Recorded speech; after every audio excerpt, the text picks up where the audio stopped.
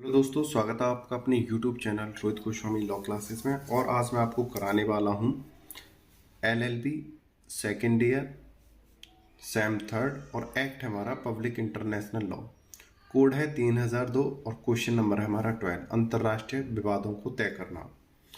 आप कोड पे या ईयर या सेमिस्टर पे ना जाना, आपका जो उद्देश्य है वो है पब्लिक इंटरनेशनल लॉ पढ़ना। क्योंकि कुछ स्टूडेंट्स की कमेंट आ रही है, सर सेमेस्टर और ईयर चेंज हो रहे हैं। तो भाई आपको अपने एक्ट से मतलब है, ये ईयर या सेमेस्टर से कोई मतलब नहीं है, कोड से कोई मतलब नहीं है। आप अपने एक्ट को देखो, ठीक है। तो पब्लिक इंटरनेशनल लॉ करा रहा हूँ, ठीक है। आइए चलते हैं अपने क्वेश्चन पे, अंतर्राष्ट्रीय विवादों को तय करना। क्वेश्चन में चलने से पहले आपसे छोटी सी रिक्वेस्ट है, अगर आपने अभी तक वीडियो को लाइक शेयर एंड सब्सक्राइब नहीं किया है तो प्लीज कर लीजिए। अब चलते हैं अपने क्वेश्चन पे। अंतर्राष्ट्रीय विवादों को तय करने के लिए अवपीड़क तरीकों का वर्णन कीजिए। क्वेश्चन हमारा है ये, और अक्सर ये 10 नंबर में पूछा जाता है, ठीक है। उत्तर है, अंतर्राष्ट्रीय विवादों को निम्नलिखित तरीकों द्वारा निपटाया जा सकता है। नंबर 1 है प्रतिकार। प्रतिकार का तात्पर्य है बदला लेना। जब एक राष्ट्र दूसरे राष्ट्र से अभद्रता करता है तो दूसरे राष्ट्र को अंतर्राष्ट्रीय विधि की सीमा के अंदर रहते हुए बदले की कार्रवाई करने का अधिकार है, ठीक है। इसका अर्थ है ए है और बी है। ए ने बी पे क्या करा, कोई आक्रमण करा या कोई अभद्रता करी, ठीक है। उसके बदले में अब जो बी है, इसकी जवाब की कार्रवाई में भी इसके संग जैसा इसने करा है उसका जवाब देने के लिए ये भी इस पे आक्रमण, अभद्रता या ईर्षा जो भी है अपने तरीके से उसे जवाब दे सकता है, ठीक है। उसको कहते हैं प्रतिकार, यानी बदला लेना। आप जैसा करोगे ऐसा भरोगे, उस प्रकार से अगर ए गलत करेगा तो उसका जवाब बी उसे जरूर देगा।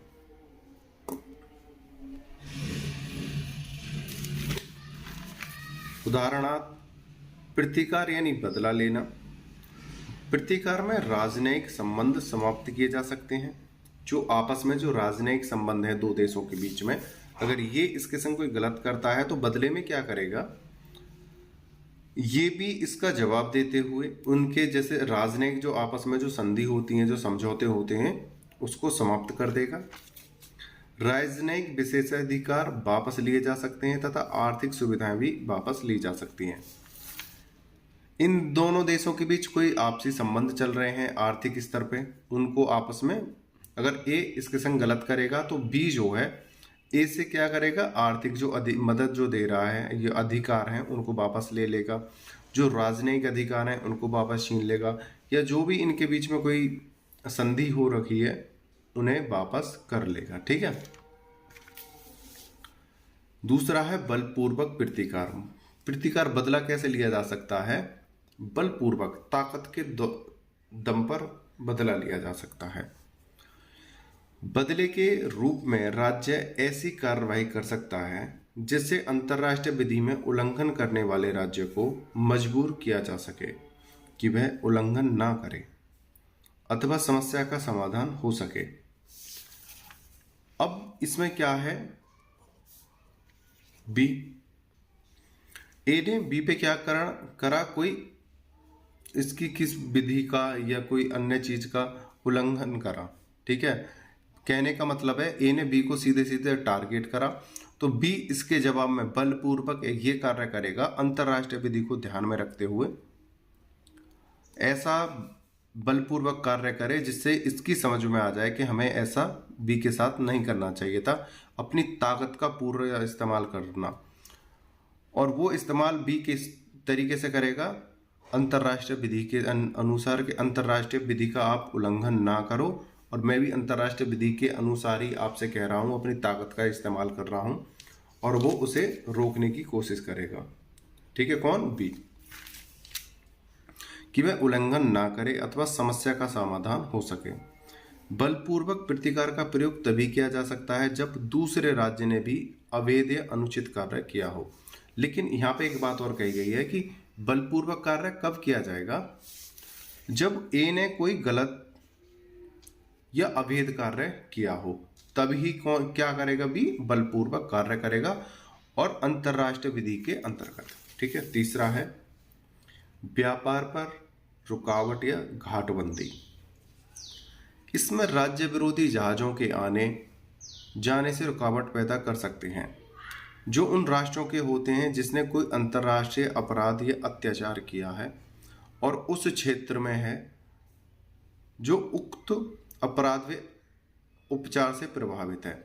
यानी कि देखो, दो देशों के बीच ईर्ष्यावश चल रही है लड़ाइयाँ, ए ने बी का क्या करा है, कोई नुकसान करा है, ठीक है, उत्पीड़न किया है, तो जो बी है, ए के जितने भी जहाज हैं जो व्यापार कर रहे हैं बी के साथ, ए के जहाज या जो भी व्यापार कर रहे हैं व्यक्ति, उनको अंदर आने से, उनको व्यापार करने से रोक सकता है, या अन्य जो भी सुविधाएं बी के जा रही हैं, बी के द्वारा ए को जा रही हैं, उन सभी सुविधाओं को समाप्त कर सकता है।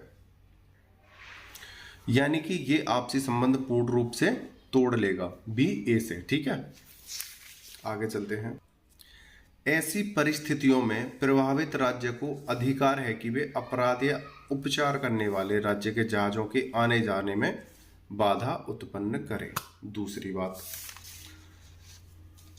ए और बी के बीच कोई शत्रुता चल रही है, ए ने इसके संग गलत किया है और बी जो है इसका अगर सी की तरफ भी अगर कोई जहाज जा रहा है ना ए का, तो उसमें भी बाधा उत्पन्न करेगा, प्लस अपने देश के साथ जो व्यापार चल रहा था, जो जहाज आ रहे थे, व्यापार चल रहा था या कोई और प्रतिक्रिया हो रही थी, उनको तो हटाएगा ही हटाएगा और कहीं जाने के समय में ये क्या करेगा, हस्तक्षेप भी करेगा। ठीक है। शांतिपूर्ण नाकाबंदी, ये शांति समय में लाई जाती है। इसमें कभी कभी बलपूर्वक प्रतिकार के रूप में रखा जा सकता है, यानी जो बदला होता है वो बलपूर्वक भी हो सकता है, लेकिन ये क्या होती है, शांति होती हैं। इसमें किसी राज्य के बंदरगाहों की नाकाबंदी करके समस्या के निपटारे के लिए मजबूर किया जा सकता है। कुछ विद्वानों के अनुसार अंतर्राष्ट्रीय विधि इसकी आज्ञा नहीं देगी यदि अंतर्राष्ट्रीय शांति व सुरक्षा को खतरा पहुंचे। इसमें बोला है बंदरगाहों की नाकाबंदी करके, जैसे कोई राष्ट्र है गलत कार्य कर रहा है या गलत तरीके से कोई प्रतिक्रियाएं कर रहा है, तो इस देश की क्या कर दो, नाकाबंदी। ना तो ये देश कहीं बाहर जा सकता है, ना कोई इस देश के अंदर आ सकता है। इसका बाहरी दुनिया से बिल्कुल संपर्क तोड़ दिया, नाकाबंदी कर दी इसकी। ठीक है।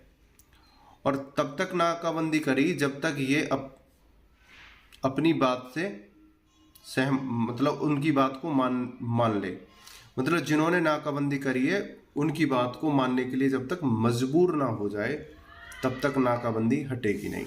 लेकिन अंतर्राष्ट्रीय विधि क्या कहती है, ये कार्य इस प्रकार हो जिससे शांति और सुरक्षा को खतरा ना पहुंचे, अंतर्राष्ट्रीय विधि कहती है। ठीक है।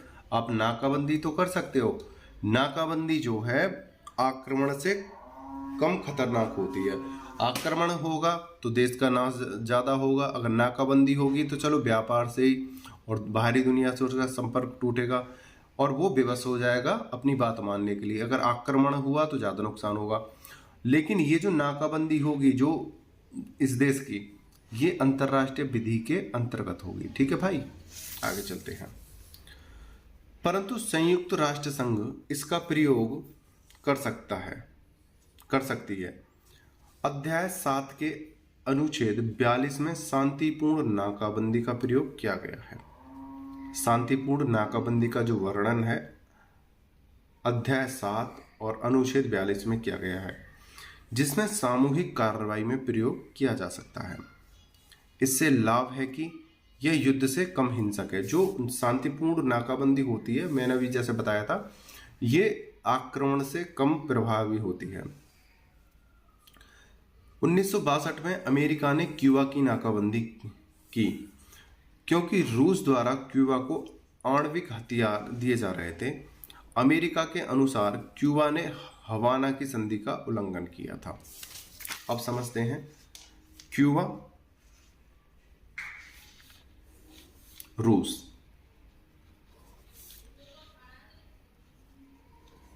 अमेरिका। जो रूस था, रूस यहां पे क्यूबा को क्या दे रहा था? आणविक हथियार, ठीक है, ये पहुंचा रहा था। लेकिन क्यूबा ने एक संधि में, वो संधि थी हवाना की संधि,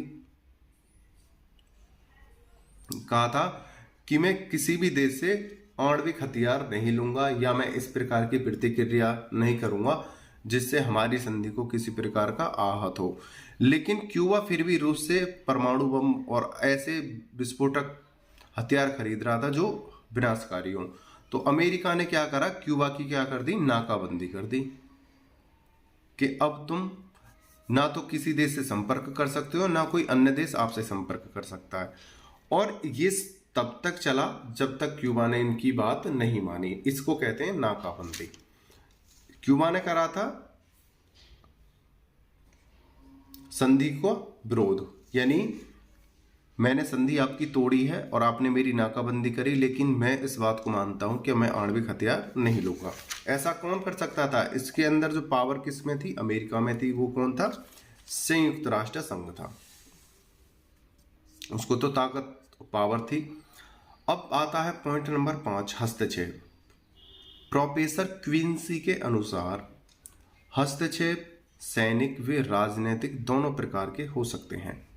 यदि किसी राजनीतिक संदेश में आदेश या धमकी निहित है या उसमें शक्ति का प्रयोग करने की बात का समावेश है तो हस्तक्षेप होगा। ठीक है, इसमें तो समझाने वाली कोई बात ही नहीं। आप तो बहुत समझदार हो, समझ चुके होंगे ये क्या कह रहा है।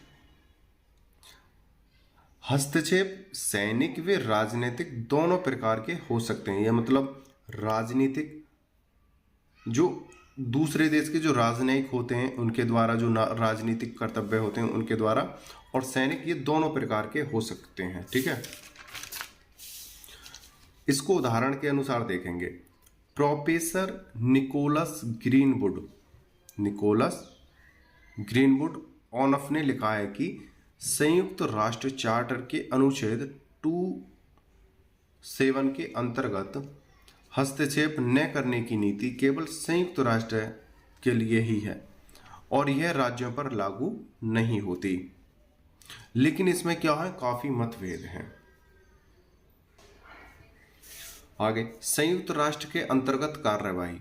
यदि अंतर्राष्ट्रीय शांति या सुरक्षा को खतरा होता है या संयुक्त राष्ट्र का कोई भी सदस्य राज्य अतिक्रमण का दोषी होता है तो चार्टर के अध्याय 7 के अंतर्गत सुरक्षा परिषद कार्रवाई कर सकती है। इसका जो अर्थ है यही है, और पॉइंट नंबर 6 का भी यही अर्थ है। ठीक है, जैसे कि अब देखो ना, यहाँ पे आर्टिकल 27 में कहा गया है अंतरराष्ट्रीय स्तर पर अगर कोई शांति भंग करता है या सुरक्षा को कोई खतरा होता है तो जो संयुक्त राष्ट्र संघ है वो अपनी ताकत का इस्तेमाल कर सकता है, उसको सुरक्षा परिषद के द्वारा कार्रवाई की जा सकती है। ठीक है, अगर किसी भी अंतरराष्ट्रीय विधि का उल्लंघन होता है। ठीक है, जैसे यहाँ पे क्यूबा ने हवाना संधि करी थी, वो क्या बन गई? अंतरराष्ट्रीय विधि बनी थी। वे दो देशों के बीच जो समझौता होता है वो अंतरराष्ट्रीय विधि बन जाती है। लेकिन इसने संधि को तोड़ते हुए रूस के संग क्या करा?